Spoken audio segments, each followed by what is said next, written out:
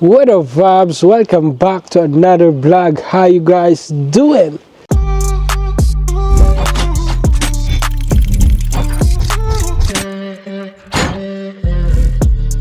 Today, ihahatid na ako ni Tita Grace doon sa employer ko sa Turingin, Eisenberg.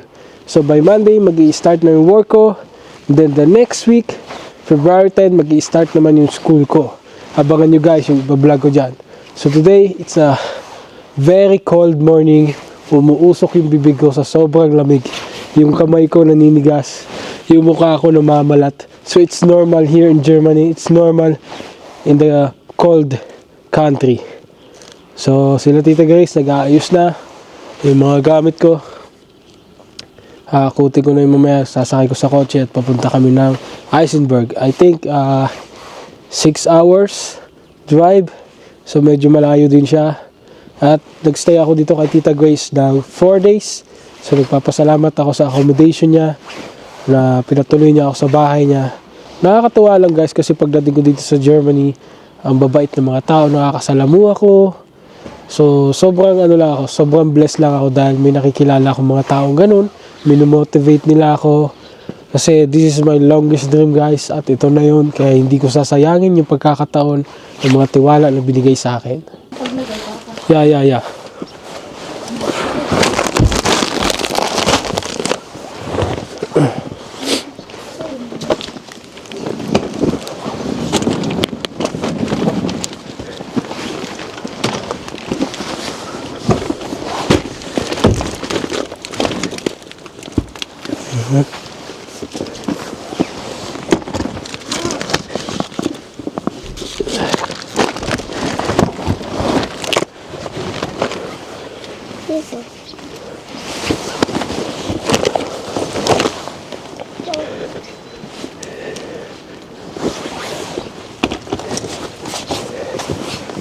I think baba na lang to.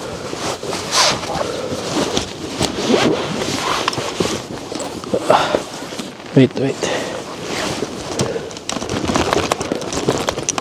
Hindi na bababa to.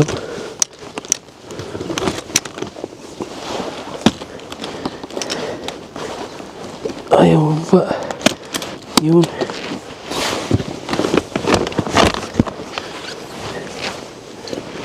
Yeah, thank you Marcos.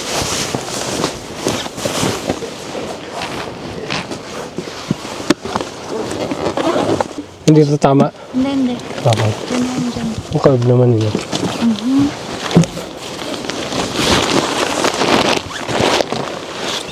Okay na? Wala na? Yung kay ate nandiyan na? Oo, dito na. Very cold! Lamig na lamig si Pakya. Lamig.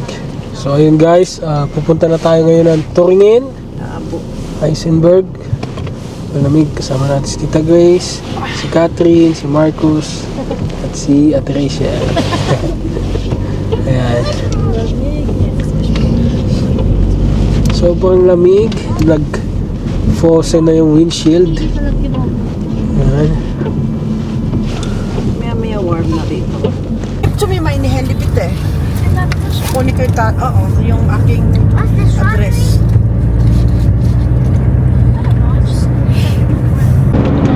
So ayun guys, katatapos lang namin mag-coffee break. Today's video sponsored by Tita Grace. Binila niya ako ng bonnet na Germany Deutschland original. So ayun oh. So gaano pa tayo kalayo Tita?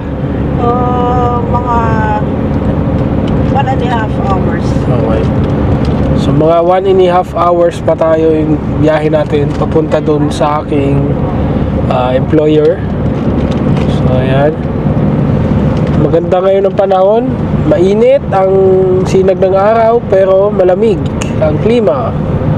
1.5 degrees.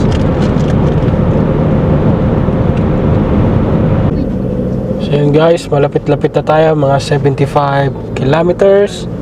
Makikita nyo na yung view dito. Ito na yung parang pinaka-city. Marami ng mga buildings.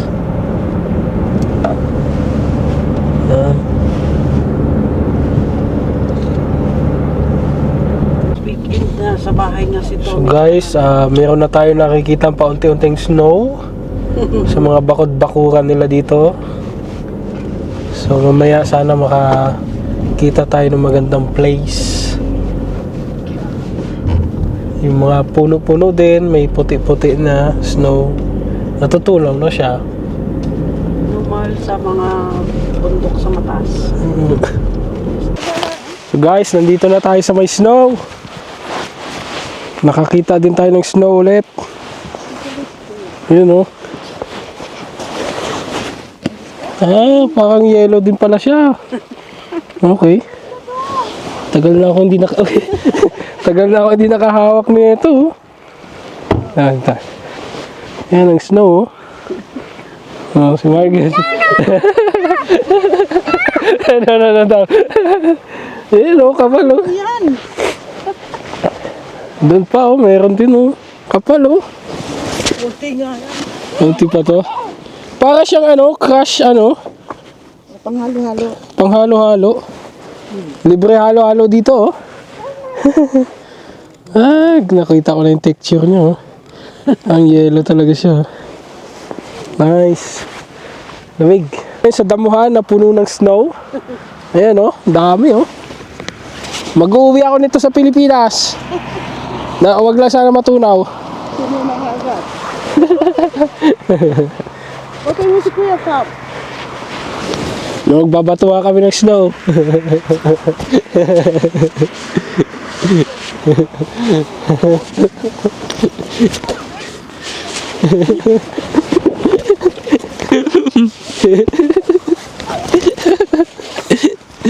Matuwa tayo snow.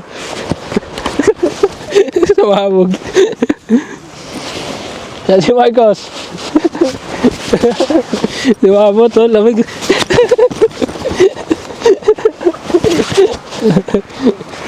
Babatuwa kami snow. Lamig sa kamay oh. Marcos.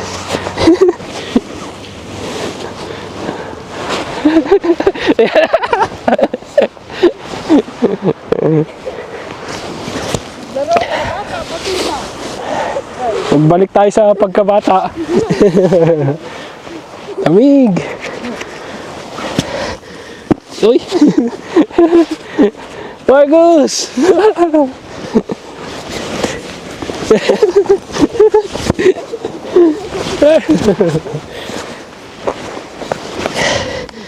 Lamig.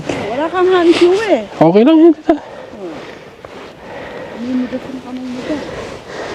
Meron pala ako dito sa bahay. Baso sir. Ay, snas na. Oh. Naglaro ang mangyan sa gitna ng snow. Si Tita Grace. Bye. Nag-stop over na kami para tingnan yung snow. Para ma-experience ulit. So guys, nandito na tayo sa street na to. In 350 meters, Ayan, turn right 315 onto meters na lang. Church. Malapit na tayo sa pangalawang bahay ko. Una kay Tita Grace. Ngayon pangalawa na. Titiran mo talaga. Kaya titirahan ko talaga. Bamtam-taptong. Perfect na. So guys, nandito na tayo. Alright. Ay, thank you Lord. Thank you. Soll ich meine Tasche mitnehmen? Ja, bilig ko. Anak, wag mo muna balhin ng tashe. Ay ko.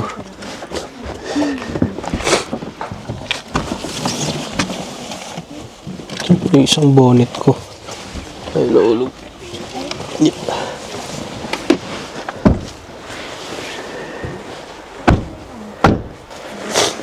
Ano tayo ng jacket? Malamig.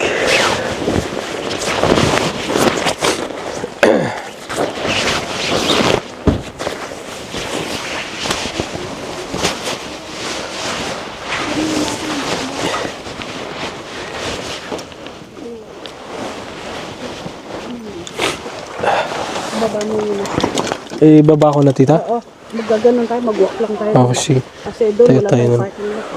Mababa ko na yung aking gamit. Akin ako na yan, tutumbayan. Hindi ka ba kita para makita mo ako. Ayan. Ba tayo ng gamit natin.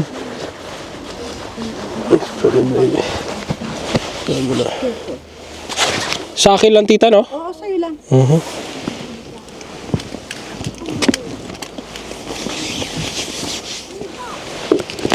Ay, pabinak. Up. Tapos ito.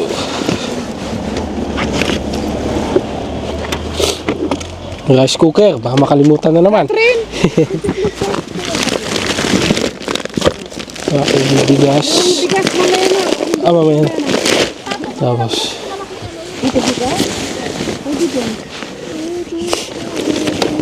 pag Hindi na lang mamaya. Mamaya na. yan na lang. Hindi na lang muna. Pagpaalis, Tapos rice cooker.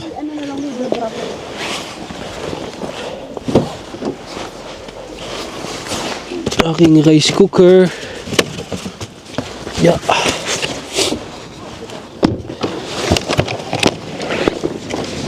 Wala na ba iba? Ito lang, no? May maleta, isang bag. Yeah. Wala na, no? Ay, ito pala. Akin pa pala to. Yeah. Puro jacket. Yeah. Oops. Oops. Nahulog na nga.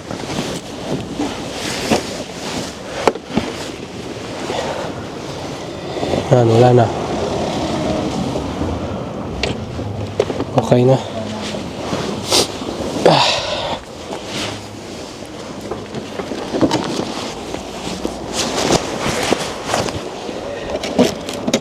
Nilagay ko na, oops.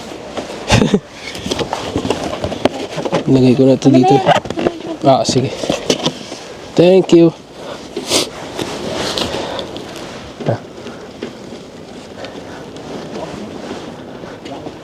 Yan, salamat kay Catherine.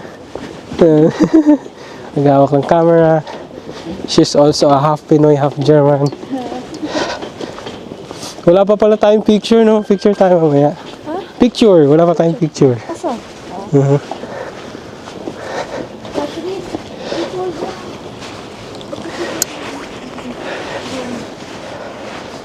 Yan guys. Pupunta na tayo sa bahay natin. Lamig. Si Catherine.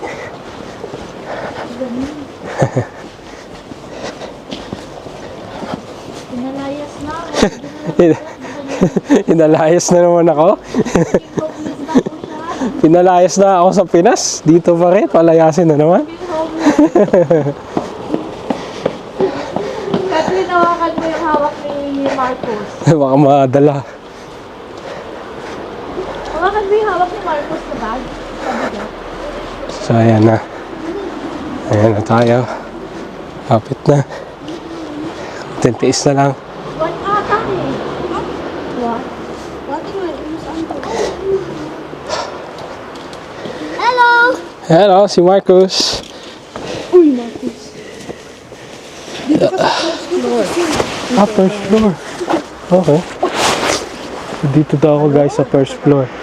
Mami, ibig niya minutes. Sultan. So malapit lang pala ako. Kayang problema sa Dan. Ciao. Marcos! So guys, nandito na tayo sa bagong bahay ko. Dito sa pangalawa kong employer. So dito tayo mag-i-stay. Libre to. Tapos bibigyan pa ako ng 50 euro per day kasi haalagaan ko yung nanay niya. Well, assistance lang. Ay, assist ko lang yung nanay niya pag wala siya. O, di ba? So, di ba? Napakaswerte ko guys kasi tinanggap nila ako dito ng hindi nila ako kakilala. So, di ba? So, dapat hindi tayo papalpak at maging mabuti tayo sa kanila kasi tinanggap tayo dito. Although may laya akong German, matagal akong nawala dito. So, nakakatuwa dahil napunta tayo sa mga tao mabubuti ang loob kahit hindi nila ako kadugo. So, ayan. Yan yung magiging kama ko. Kompleto dito, may TV. Pwede rin ako maglaro ng PlayStation. Napaka-komportable guys, oh. mag-aarte ka pa ba, di ba? Ayan o, yung gamit ko, cabinet ko. Iayusin ko na yung mga gamit ko. Then, ayan. Then, abangan nyo guys, bukas, baka tuturo sa akin kung ano yung sasakyan ko papunta sa school. So, lahat medyo dami tumatakbo sa isip ko. Kailangan ko mag-adjust. Siyempre, makikisama tayo sa kanila. Diba? So, sa lot of adjustment, pero kaya natin to kasi pangarap ko to eh. Diba? So, tsaka, ang daming magagandang bagay na matututunan dito. Kasi, as a 32 years old, magiging independent ako. So, that's it for today, guys. If you're feeling the same, keep your head up. And if you need someone to talk to, hit my line up. See you guys in another vlog.